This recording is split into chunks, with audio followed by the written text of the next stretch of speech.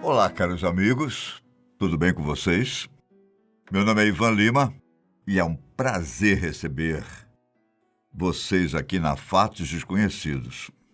Segundo o grupo de rap paulista Racionais, Dimas foi o primeiro vida louca da história. O grupo fala de Dimas na música Vida Louca Parte 2, do álbum Nada Como Um Dia Após o Outro Dia. Em uma das referências a Dimas, a música diz o seguinte: enquanto Zé Povinho apedrejava a cruz, um canalha fardado cuspiu em Jesus. Aos 45 do segundo arrependido, salvo e perdoado é Dimas, o bandido. Vocês fazem ideia de quem seja Dimas? Bom, se você é cristão, já deve ter escutado ao menos uma vez na vida algo sobre Dimas. E provavelmente não está se lembrando. Quando Jesus foi crucificado, havia 2 homens também crucificados ao seu lado, certo? Pois é, um desses homens seria Dimas, mais conhecido como o Bom Ladrão. Mas quem era esse tal de Dimas? Por que muitos consideram sua passagem na Bíblia como o exemplo de que Jesus poderia perdoar qualquer pessoa? Eu vou explicar toda essa história para vocês. Não existem muitas informações sobre a vida de Dimas.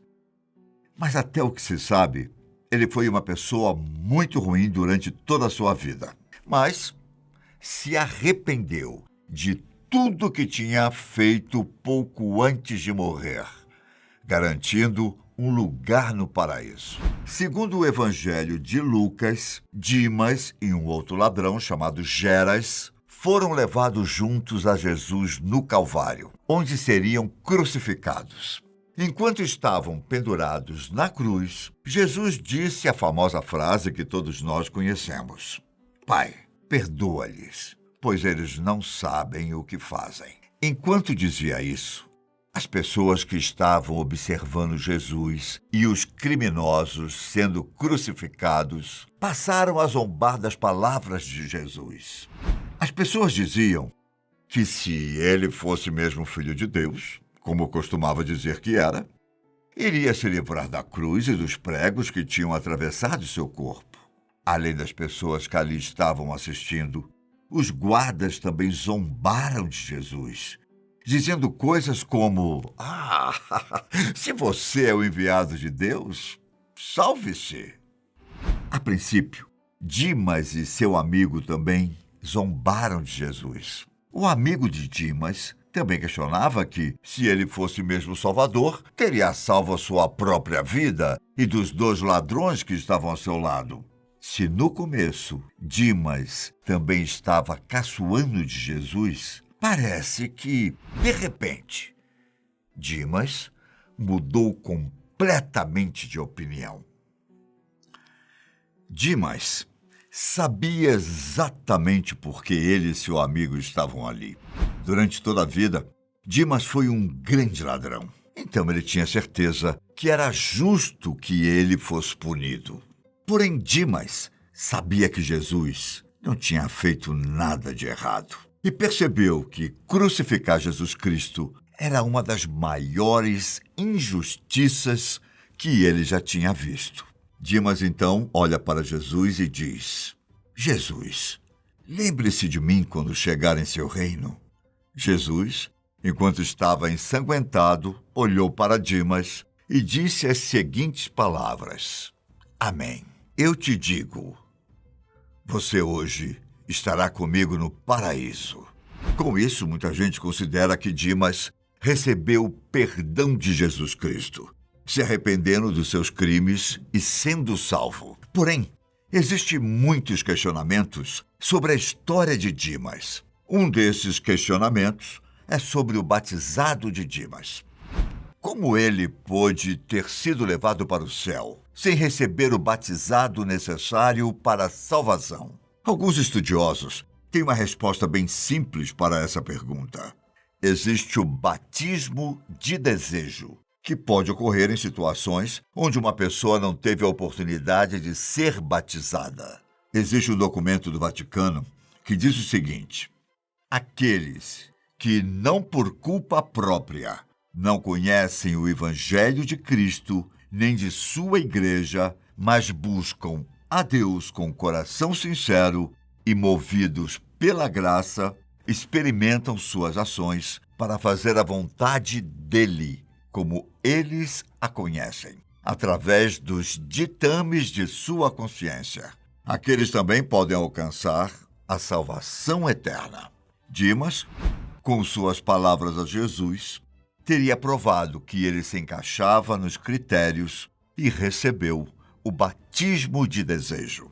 O que torna a conversão de Dimas ainda mais especial foi o fato dele não ter presenciado as maravilhas que Cristo fez.